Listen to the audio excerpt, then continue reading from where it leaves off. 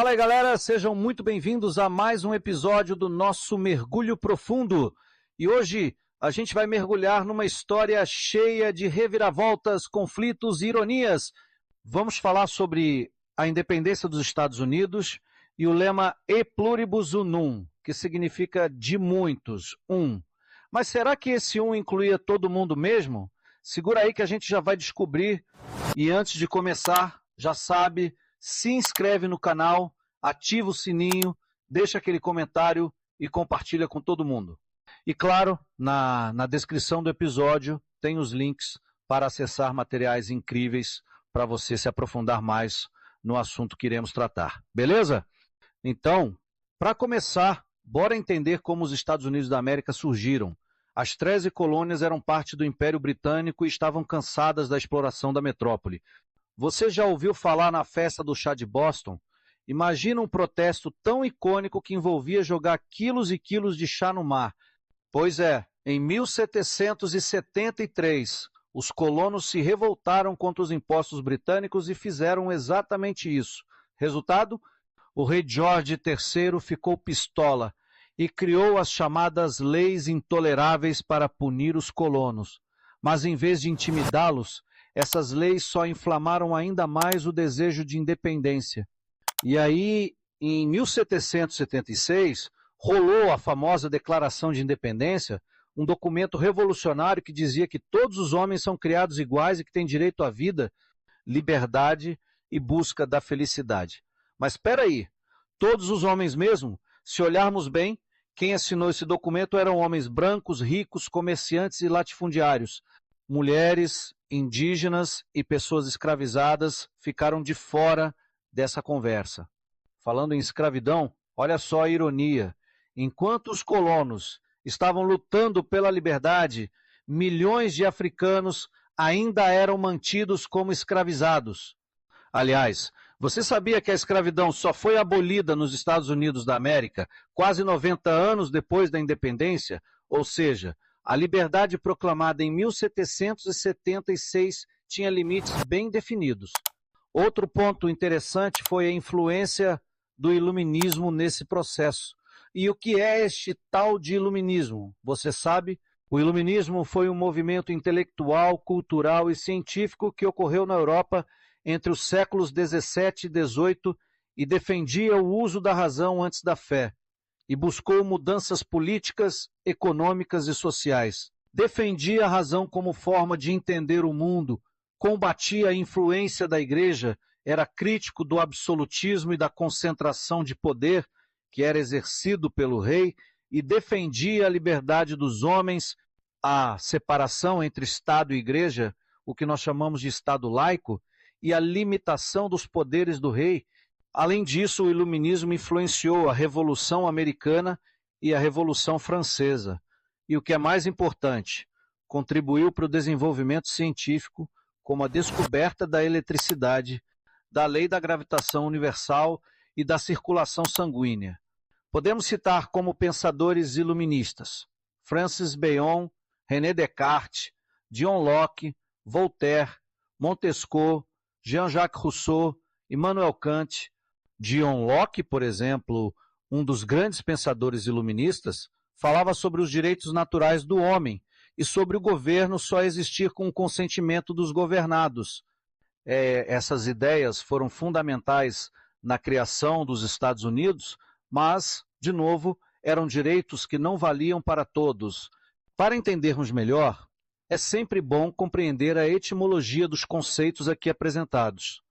A palavra independência vem do latim independentia, que significa não estar sob o controle de outro.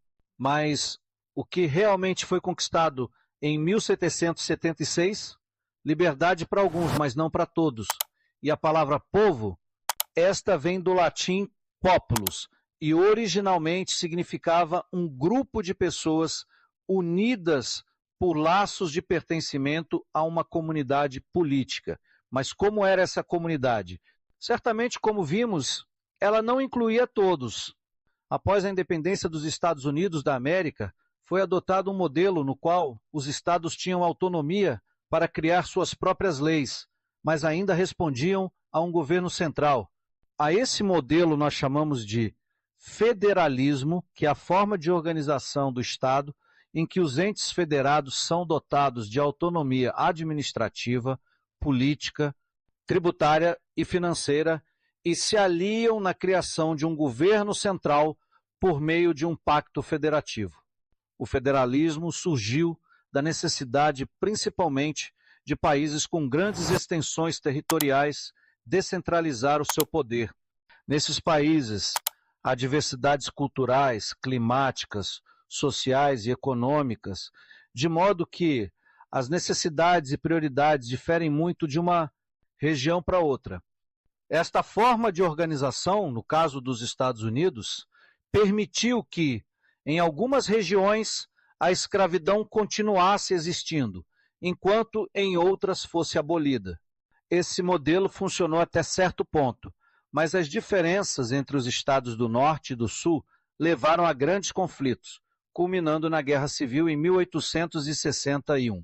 Vamos entender um pouquinho mais sobre ela, mas antes um tempinho para respirar. Se você está curtindo esse Deep Dive, já se inscreve no canal, curta, comente e compartilha com os amigos este e outros conteúdos. É assim que você estará nos ajudando a espalhar o conhecimento. E não deixe de conferir os links na descrição para acessar os materiais de estudo e aprofundamento. Lembre-se que o conhecimento é libertador. Voltando. A Guerra Civil Americana, também conhecida como Guerra de Secessão, foi um conflito entre o norte e o sul dos Estados Unidos que ocorreu entre 1861 e 1865. A principal causa da guerra foi a discordância sobre a abolição da escravidão. Quais foram os seus principais acontecimentos? Em fevereiro de 1861, 7 estados do Sul declararam-se segregados, formando os Estados Confederados da América. Em abril de 1861, as forças dos Estados Confederados atacaram o Fort Sumter, na Carolina do Sul, dando início à guerra. Em 1863, foi promulgada a Lei de Emancipação dos Escravos, que libertou os escravizados do Sul. Por fim, a guerra terminou com a vitória da União em 1865. A consequência foi a morte de mais de 600 mil homens, a destruição da economia sulista e o fortalecimento do racismo no sul dos Estados Unidos. E o termo e pluribus unum, como fica? Pois é, essa união tão sonhada não veio fácil. A identidade nacional dos Estados Unidos precisou ser construída aos poucos, e mesmo depois da independência, o país ainda vivia grandes contradições. E aí, será que os Estados Unidos realmente nasceram como um país de liberdade para todos, ou apenas para alguns privilegiados? O que você acha? Participe nos comentários. Outro fator importante é que a Constituição dos Estados Unidos foi um marco fundamental na construção da nação, estabelecendo um governo federal e republicano. Mas ela também tinha suas limitações e exclusões, como a gente já viu. E o que é federalismo? É quando o poder é dividido entre um governo central e os estados, que têm autonomia para criar suas próprias leis. Isso foi bom por um lado, porque permitiu que os estados tivessem autonomia, mas também manteve a escravidão no sul, enquanto no norte ela era proibida. Uma divisão que ia crescer muito com a expansão territorial para o oeste, onde a escravidão foi levada para novos territórios. E aí, digam nos comentários o que acharam desse mergulho no processo de independência dos Estados Unidos. Como deu para ver, a história não é tão simples quanto parece. O lema E pluribus unum tinha um significado poderoso, mas a realidade mostrava que a inclusão era seletiva. Essa história tem tudo a ver com debates sobre democracia, direitos civis e igualdade até os dias de hoje.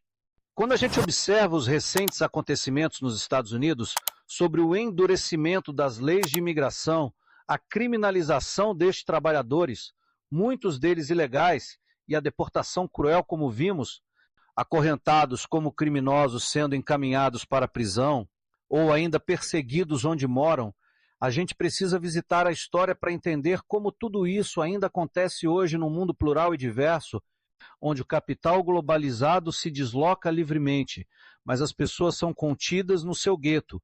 E você concorda com isso? Deixe seu comentário.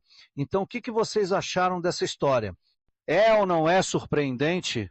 Vimos que a construção de um país não é uma linha reta e que a ideia de povo nem sempre foi inclusiva. A história dos Estados Unidos é um exemplo disso, mostrando como os ideais de liberdade e igualdade podem coexistir com a escravidão e a exclusão social. Que reflexão, hein? E por que estudar tudo isso? Para entender como o presente foi construído e como a gente pode fazer diferente no futuro. A história é dinâmica e cheia de reviravoltas e surpresas, como a gente viu hoje. E agora que chegamos ao final, quero muito agradecer a companhia de vocês até aqui. Não se esqueçam de se inscrever no canal, curtir o vídeo, comentar o que vocês acharam e compartilhar com todo mundo. E, claro, acessem os links aqui na descrição para aprofundar seus estudos. Até a próxima e que a história continue nos inspirando. Tchau!